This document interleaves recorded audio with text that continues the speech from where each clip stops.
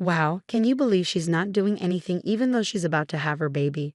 What kind of parent does that make her?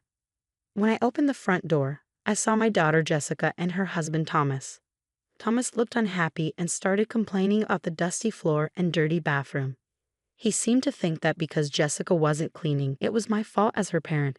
I tried to explain that Jessica's pregnant belly made it hard for her to clean, but Thomas didn't listen. Instead, he said he was leaving Jessica because she couldn't keep the house clean. My name is Rebecca, and I'm 54 years old. I work for a big company, and it's just been me and Jessica since her dad passed away.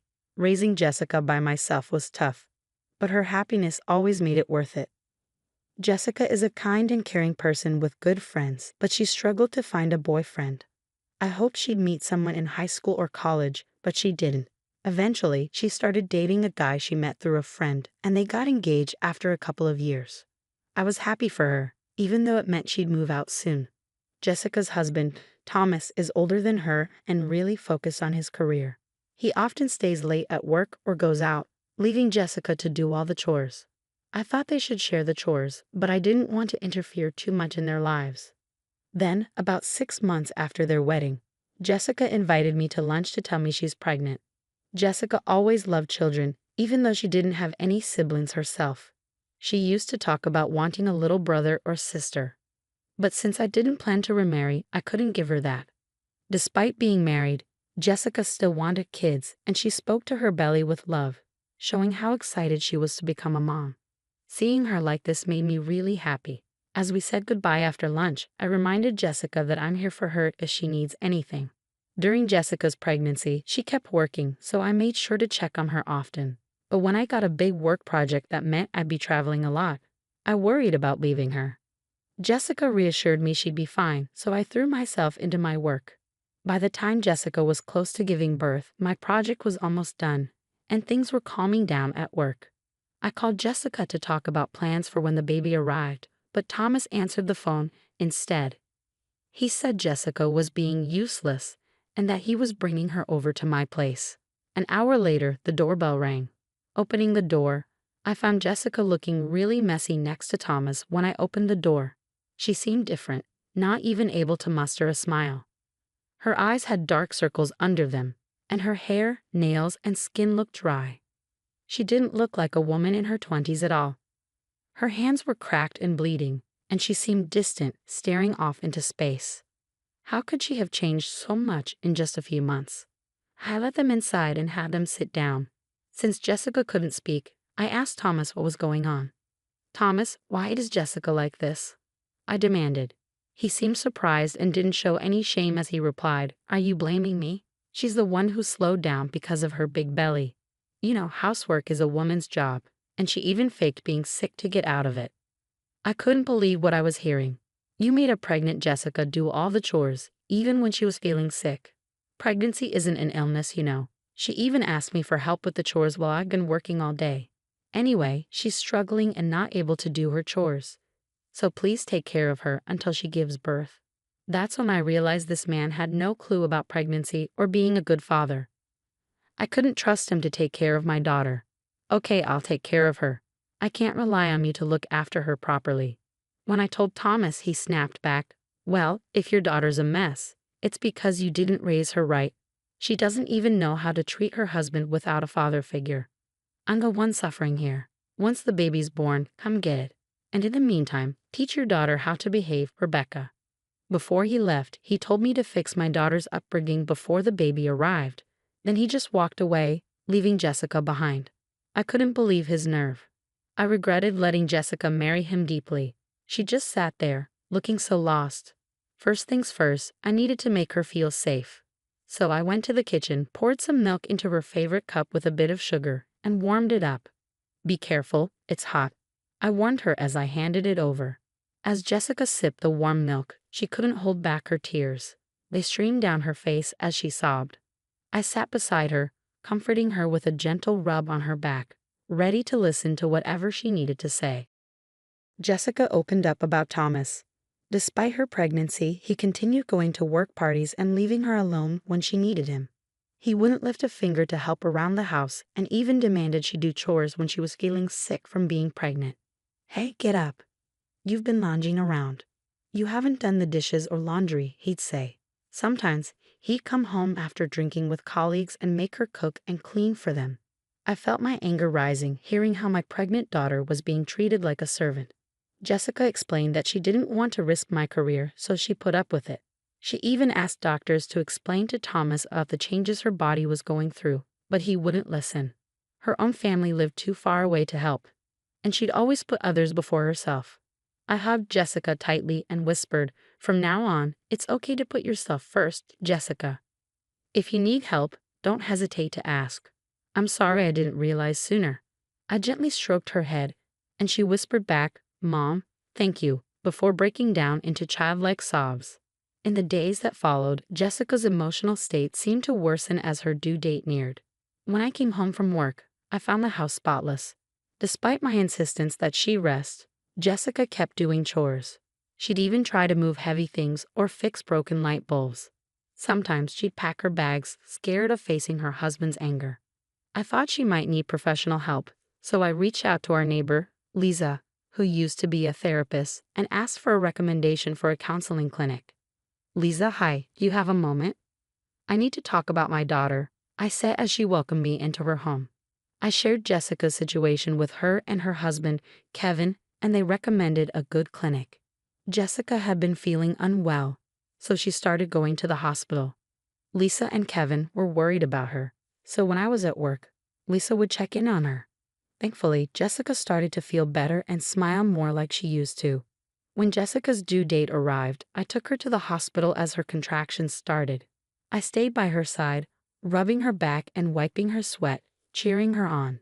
When it was time for her to go into the delivery room, I waited anxiously until I heard the baby cry. A nurse told me that both Jessica and the baby were healthy, which was a huge relief. When I went to see them, Jessica was holding our sleeping baby in her arms. Despite my anger towards Thomas, I still let him know that our baby girl was born healthy. When he entered the hospital room and saw the baby, he made hurtful comments. "Yuck. Babies look like monkeys, not cute at all. Jessica, you're not even wearing makeup and just lying in bed. You're so lazy. Put some effort into how you look. You're a woman." The nurses and doctors who heard him were furious. They surrounded Thomas, yelling at him for not being supportive. But Thomas just got more irritated and snapped back, "Shut up. My mom was working even right after giving birth. This is clearly laziness. I've never heard of a woman going back to work right after having a baby, and it's unlikely Thomas's mom did that. Something must have twisted his memory. He's never shown any interest in pregnancy or childbirth, so it's no surprise he doesn't understand."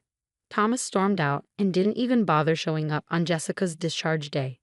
There were no signs of him coming to pick her up. Concerned about sending Jessica back to Thomas, I offered for her to stay with me, but Jessica insisted on going home, saying it wouldn't be fair for the baby to grow up without a father. Reluctantly, I called Thomas to see if he would come get them. His response was dismissive, saying he was too busy with work and didn't want to deal with a crying baby. Then he hung up.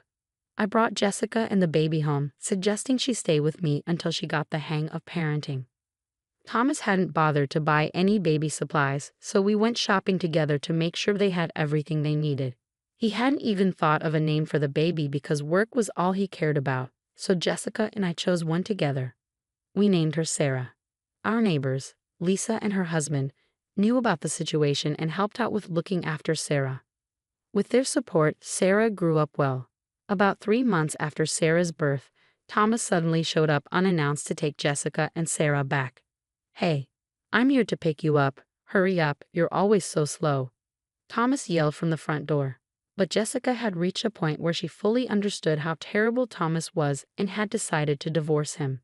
She refused to be controlled by him anymore. "I'm not coming back home. I'll send you the divorce papers," she replied firmly from behind the door. Thomas couldn't believe it. "Are you kidding me? In today's world, a man with a wife and kids is more likely to succeed. What's the point of being married to you if we divorce?" "I'm never getting divorced," he yelled back. My daughter was furious, realizing that Thomas had only married her and had a child for the sake of his career.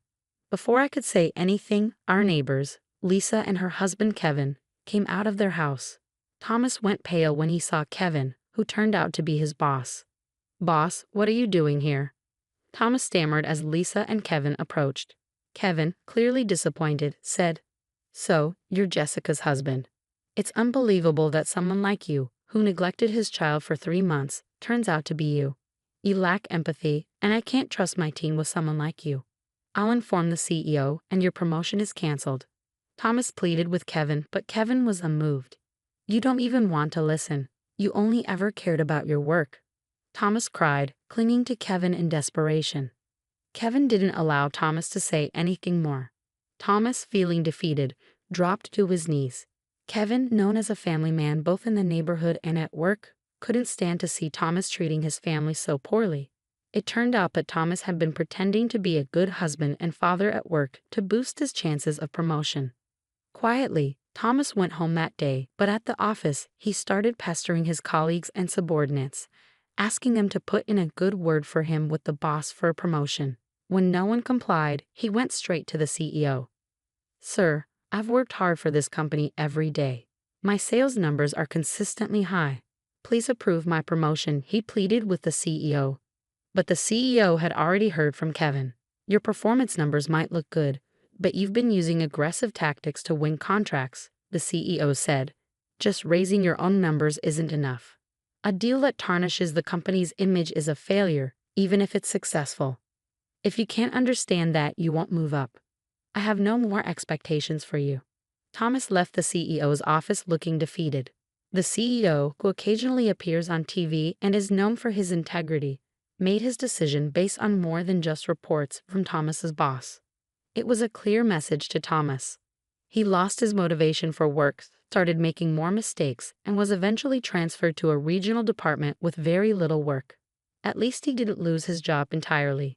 After his transfer, Thomas kept coming to our house, begging for another chance and wanting to see Sarah.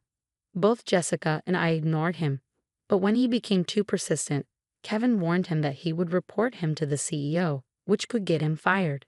After that, Thomas stopped bothering us. It became clear that his affection was shallow.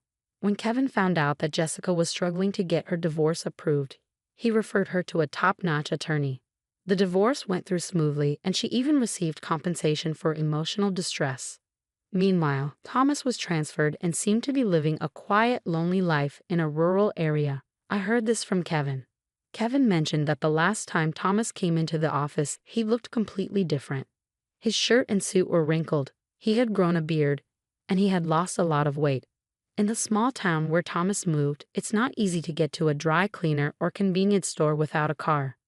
Maybe he's trying to save on gas or simply can't be bothered, but if he's not using these services, he'll have to take care of himself.